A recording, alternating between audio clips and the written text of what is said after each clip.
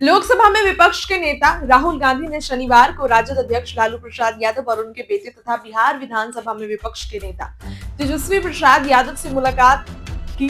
पटना में मुलाकात हुई, जिससे भारत के दो प्रमुख सहयोगी दलों के बीच ठंडे पड़े संबंधों में नरमी आने के संकेत मिलने की बात कही जा रही है। हाल के हफ्तों में कांग्रेस और आरजेडी के बीच रिश्ते तनावपूर्ण रहे हैं, खासकर तब जब लालू ने पश्चिम बंगाल के मुख्यमंत्री और तृणमूल कांग्रेस सुप्रीमो ममता बनर्जी को इंडिया गठबंधन का नेता बनाए जाने के प्रस्ताव का समर्थन किया।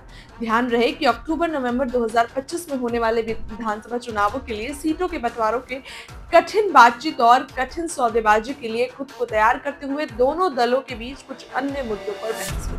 तेजस्वी ही थे जिन्होंने सबसे पहले पटना के एक होटल में राहुल से मुलाकात की, जहां कांग्रेस नेता संविधान सुरक्षा सम्मेलन में भाग लेने के लिए शहर में उतरने के बाद रुके थे। संयोग से शनिवार को उसी होटल में राजद की राष्ट्रीय कार्यकारिणी की बैठक हुई थी। जैसे ही तेजस्वी को राहुल के होटल में आने की खबर मिली, वे पार्टी के सम्मेलन से बाहर आकर उनका स्वागत करने लगे और उन्हें अपने माता पिता के घर आने का निमंत्रण भी दिया। उनके निमंत्रण को लेकर स्वीकार करते हुए राहुल बाद में लालू के 10 सर्कुलर रोड स्थित आवास पर गए, जहां राजद सुप्रीमो ने उन्हें गुलदस्ता भेंट किया। लालू की पत्नी और पूर्व मुख्यमंत्री राबड़ी देवी ने राहुल को शॉल भेंट की। इस दौरान पाटलिपुत्र से सांसद मीसा भारती, उनकी बहन रोहिणी आचार्य और उनके भाई एवं पूर्व मंत्री तेजप्रताप यादव सहित लालू और राबड़ी के अन्य बच्चे भी राहुल का स्वागत करने में मौजूद थे। राहुल करीब 20 मिनट तक लालू के घर रुके और कुछ देसी नाश्ता किया। आरजेडी के राष्ट्रीय प्रवक्ता सुबोध कुमार मेहता ने एक निजी चैनल से बातचीत करते हुए कहा कि हालांकि ये एक अनौपचारिक बैठक थी, लेकिन दोनों पक्षों की ओर से काफी गर्मजोशी दिखी। हमारे राजनीतिक प्रतिद्वंदी कांग्रेस और आरजेडी के बीच मतभेद की धारणा बनाने की कोशिश कर रहे थे। राहुल जी की हमारे शीर्ष नेताओं के साथ बैठक ने माहौल साफ कर दिया। आरजेडी और कांग्रेस पुराने सहयोगी रहे हैं और दोनों पार्टियों की अपनी अलग अलग नीतियों और कार्यक्रम है। अब देखिए, जिस तरीके से चर्चा ये साफ संकेत दे रहा है कि आरजेडी और कांग्रेस में अभी सब ठीक है। वहीं कांग्रेस प्रवक्ता हैं ज्ञान रंजन गुप्ता, उन्होंने कहा कि राहुल जी और लालू जी पहले भी एक दूसरे से मिलते रहे हैं। मौजूदा मुलाकात में भी गर्मजोशी और सौहार्दपूर्ण माहौल देखने को मिला। 2 दिन में पटना में कांग्रेस नेता के राज्य पार्टी मुख्यालय के संक्षिप्त दौरे का जिक्र करते हुए उन्होंने कहा कि राहुल जी ने पार्टी कार्यकर्ताओं को संबोधित किया और कार्यकर्ताओं को प्रेरित किया।